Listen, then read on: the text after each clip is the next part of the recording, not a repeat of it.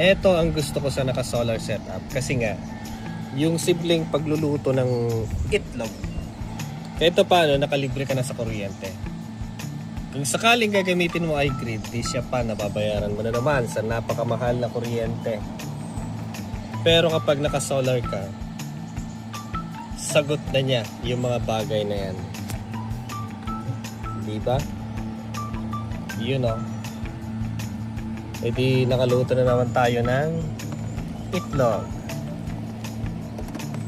Itlog. Then yung mga pampainit ng tubig, pampaligo, pangkape, o kahit rice cooker, pwede dito.